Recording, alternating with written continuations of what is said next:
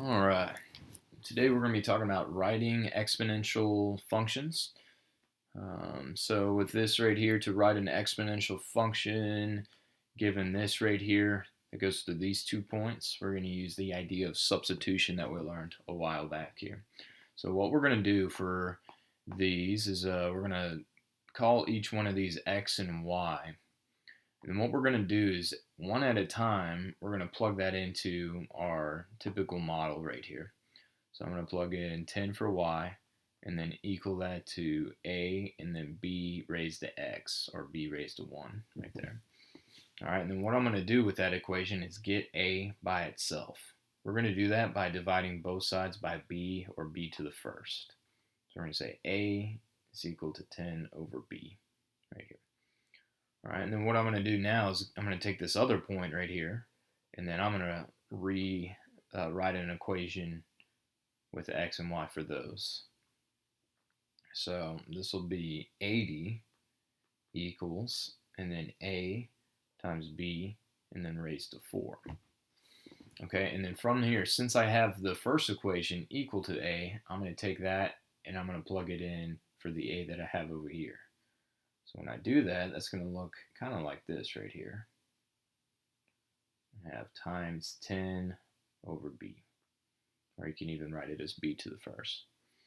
All right, and then from here to simplify, since we have b to the fourth right there, and then I have a divide by b to the first, I'm going to use my power rules that we kind of talked about a little bit yesterday, and then I'm going to subtract those powers. When you're dividing two things with a common base, you subtract the powers. So that'll be 10 and then b cubed in this case. And then equals 80. And then I'm going to divide both sides by 10. So that's going to give me b cubed is equal to 8. And then from there, I'm going to cube root both sides. And then, sorry about that. And then that'll be b equals 2. Okay. All right, and then once you get b is equal to 2, now you can go take it back and plug it back into one of your original equations. And then I'm going to go ahead and do this first equation that I started out with right here. So I'm going to do 10 divided by 2 for a right there. So that obviously means that a is 5. And once we get all of that, now we can take our a value and our b value, and then we're going to write our equation.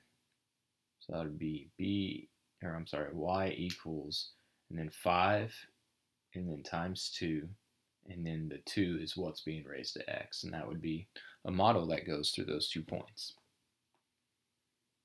So that is that. Now we're going to try the same exact thing here, maybe with some different numbers. So write an exponential function whose graph passes through these 2 points. So kind of the same idea here. Take both of those are our x's and y's here. I'll make one equation here. I'll make it 36 equals a and b, which I don't know, and then raise to 2. Okay, the other equation, when you plug it in, it's going to be 324 equals a times b, and then raised to 4. Okay, like we did before, we're going to get, I guess, this first equation, solve for a. So we're going to divide both sides here by b squared. That's a. Okay, and then we're going to take that, we're going to substitute it in for the a on the other equation. So that'll be 324 equals, that'll be 36 over b squared, and then times b to the fourth. All right, and then remember with your powers of b, you can subtract them. You have a b to the fourth basically in the top of the fraction if you were to extend this. And then you have b squared down at the bottom, so this will be 36, and then subtract your powers, and that would be b squared. Okay, from here we can go and divide both sides by 320, or I'm sorry, divide 324 by 36. Let me punch that out on my calculator here. And that comes out to 9. So that's 9 is equal to b squared, which obviously means b is equal to 3. Now some of you guys might be thinking, hey, don't you square root both sides? Shouldn't you put a plus or minus? But we talked about, I think 1 or 2 days ago, we talked about the b value for a base of an exponential function must be positive. It can either be, between 0 and 1, and that makes a decay, or it can be greater than 1, that'll make a growth, but we don't really have negative bases. So we'll assume b is positive in this case. And then now for the final thing here, I'm going to go take that b value, I'm going to go plug it back in. So I'll get 36 divided by, I guess, 3 squared, which is going to be 9. 36 divided by 9, that's going to give me 4. And then that was our a value. So then I can put it all together. That'll be 4. And then times 3. And then raise the x right there. And that would be your equation. Okay, so now you can use exponential regression. I actually have this titled wrong here. This should be exponential, but you can use exponential regression also to go and find, the the equation or the model for a situation that's showing exponential growth or decay.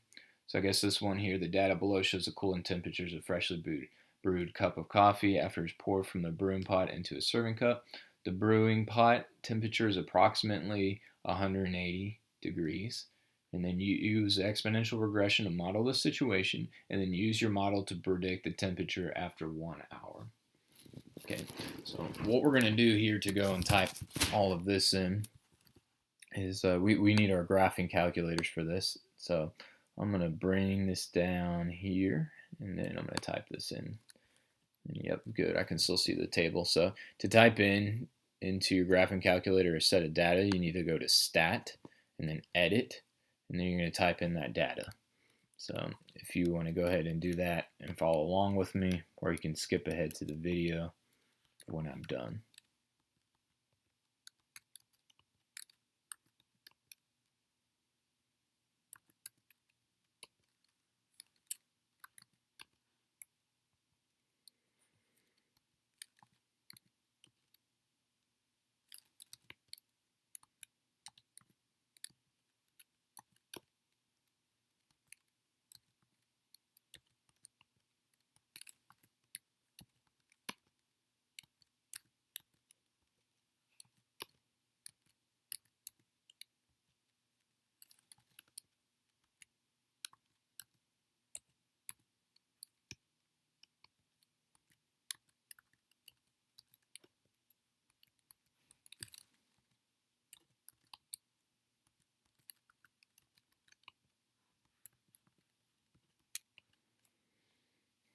Okay, and then once you type in all your data, we're going to hit Stat again.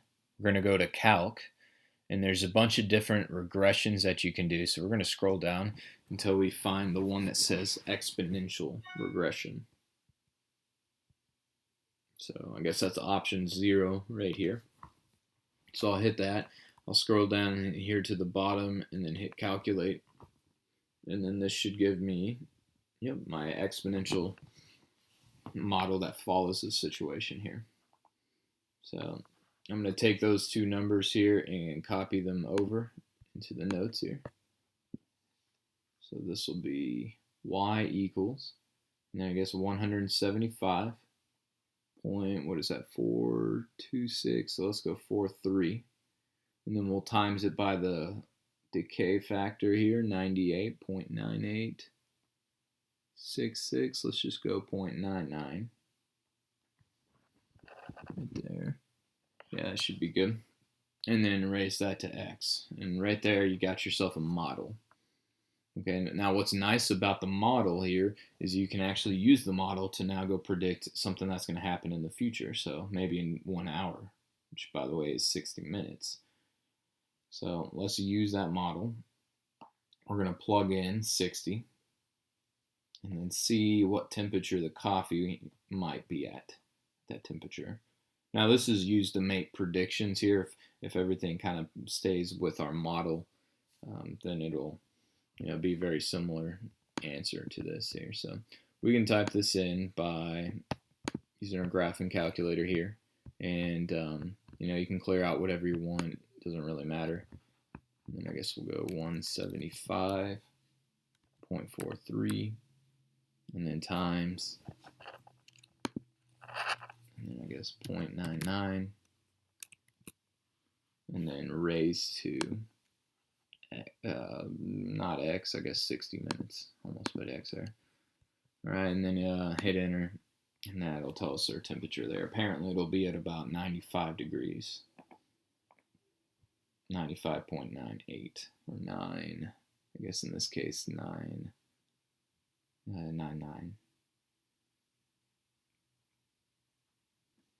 Okay, and then you can copy that over, and that is your answer there. So that is using an exponential model right there, using exponential regression, I guess. Okay. Now there are also two different ways you can actually write out equations for different situations.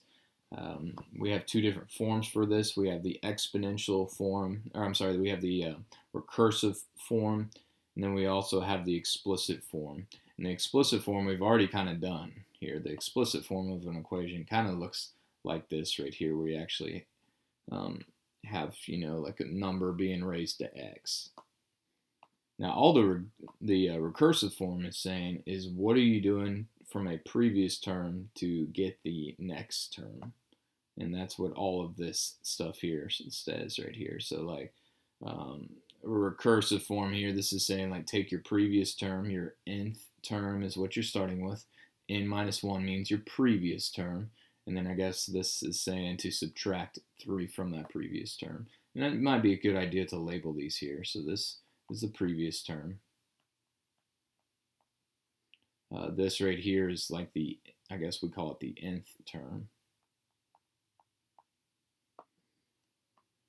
Okay, and then you can use property of exponents to write patterns based off of exponential or exponentiation in recursive form. So like here's what it's going to look like here.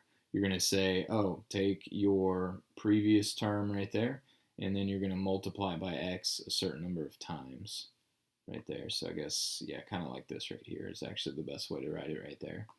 So take your previous term, multiply by whatever number you're multiplying by multiple times.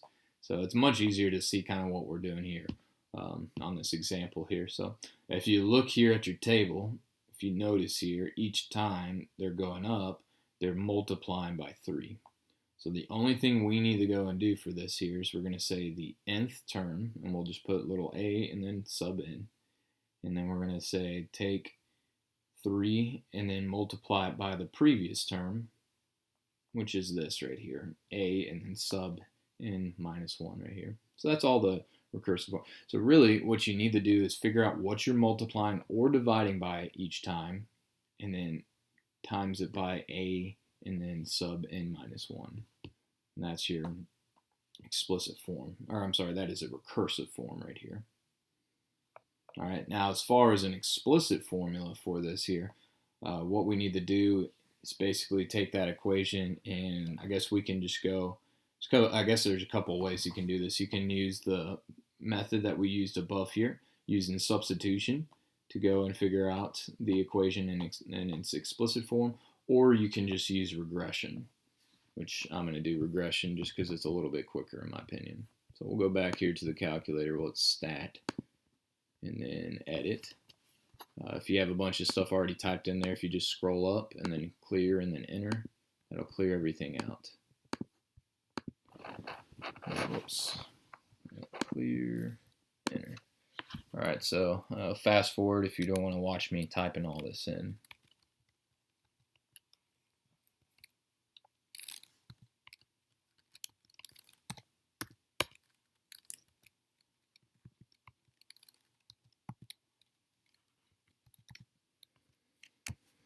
Okay, and then once you do all that, stat, calc, and then we're going to scroll down to 0. And actually, I think you can just hit 0 right away.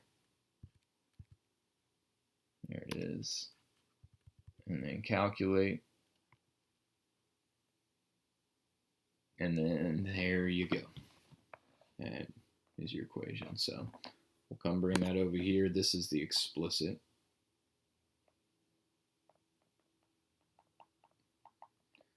So we will write that as y equals 2.3 repeating, or you can use the fraction for that. And then I guess times 3, we're multiplying by 3 multiple times, so we raise that to x. And that would be your form for that right there. So, Oh, and I guess I kind of had all this stuff down here for me to write out right there for how to do an explicit um, or a recursive form. But really, once again, you just take whatever you're multiplying by and you just write it. This you got to write it times the previous term. The notation for the previous term is a sub n minus 1, and you just say times it by 3. That just means take each previous term times it by 3. That gets you the next term. And that's really what the recursive formula is for, is how to find the next term. So I believe that's it here for today.